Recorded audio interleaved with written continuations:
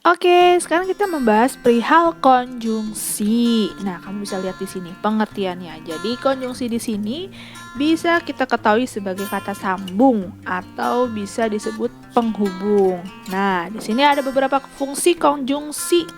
Di sini yang pertama ada menghubungkan kata dengan kata, frasa dengan frasa, klausa dengan klausa, kalimat dengan kalimat, bahkan bisa dengan paragraf dengan paragraf. Nah, ada beberapa jenis konjungsi yang kalian ketahui di sini. Ada 3 ya, Nak ya.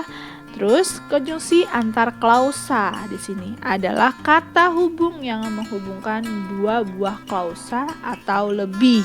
Nah, 3 macam konjungsi di situ ada korelatif, subordinatif, ya, dan koordinatif yang terakhir ya. Nah, kita bahas yang pertama ada korelatif. Nah, korelatif di sini menghubungkan 2 buah klausa antar sintaksis.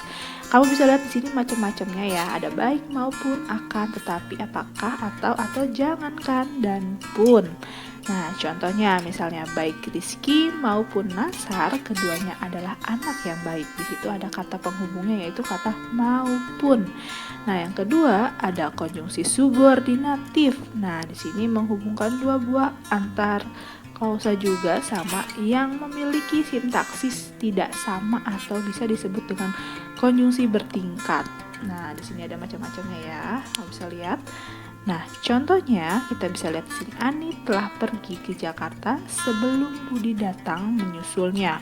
Yang kedua, meskipun dia sangat nakal, bagaimanapun juga orang tua tetap menyayanginya.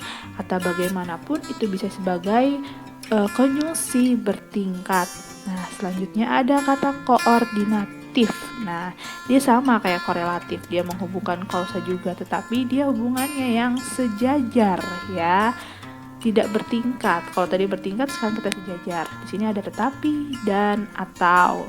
Contohnya, Andi membeli buku dan baju di toko itu. Kata dan ini di sini memiliki fungsi sebagai kata penghubung ya, Nak ya. Nah, kita lihat kedua ada konjungsi antar kalimat. Antar kalimat dia adalah kata penghubung yang menghubungkan satu kalimat dengan kalimat yang lainnya, jelas namanya antar kalimat. Ya, nih kamu bisa lihat di sini pengertiannya. Nah, selanjutnya ada macam-macam konjungsi antar kalimat ya, Nak ya. Yang pertama, dia selalu menyatakan konsekuensi, sebab ataupun akibat. Dengan demikian, akibatnya konsekuensinya. Menyatakan kesediaan, menyatakan suatu kebalikan. Oke, bisa lihat ya di situ. Nah, menyatakan peristiwa atau keadaan lain di luar hal yang ditanyakan sebelumnya. Ya, kemudian selanjutnya sesudah atau sebelumnya. Nah, menyatakan keadaan sebenarnya.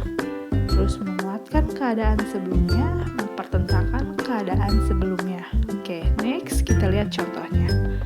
Di sini ada pertama-tama kita harus membuat kerangka. Setelah itu kita mulai mendesainnya. Terus yang kedua, Dewi alergi terhadap buah durian, bahkan dia akan muntah jika mencium baunya. Nah, yang ketiga ada konjungsi antar paragraf. Pasti jelas dia menghubungkan paragraf satu dengan paragraf lainnya. Fungsinya apa? Supaya koheren atau lebih sistematis ya, lebih nyambung. Nah, di sini ada macam-macam konjungsinya. Ada terlebih lagi, di samping, tak hanya sebagai, oleh karena itu, berdasarkan, serta selain itu.